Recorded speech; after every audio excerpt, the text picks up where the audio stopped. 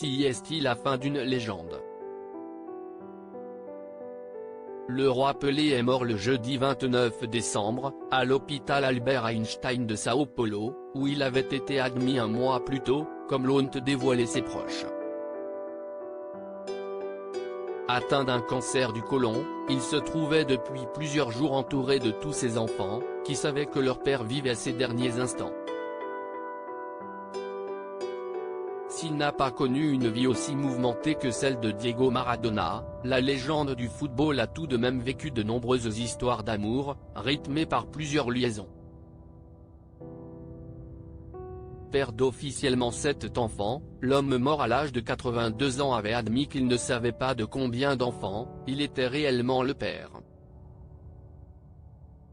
Marié une première fois en 1966 avec Rosemary Doreis Scholby, il avait accueilli 3 enfants avec elle, avant de finalement divorcer en 1982 et de rencontrer une autre femme.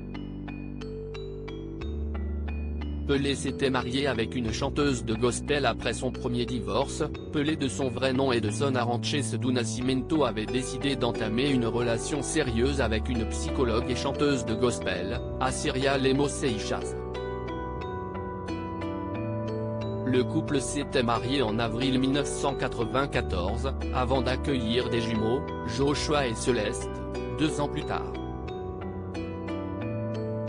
Pendant de nombreuses années, celui qui a gagné 3 fois la Coupe du Monde avec le Brésil avait vécu une belle histoire d'amour avec sa femme.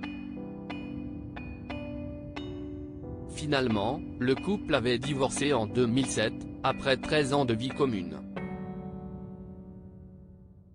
En 2020, Asíria Lemos Seixas avait cependant fait parler d'elle. En effet, la deuxième femme de Pelé avait entamé une procédure judiciaire contre son ex-mari pour non-versement de pension alimentaire.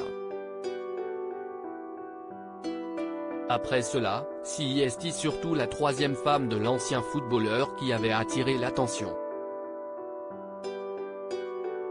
Il s'agit de Marcia Sibeli Aoki, une femme d'affaires d'origine japonaise, de 24 ans sa cadette. Une grande différence d'âge qui ne semblait pas déranger Pelé qui la considérait comme son amour définitif.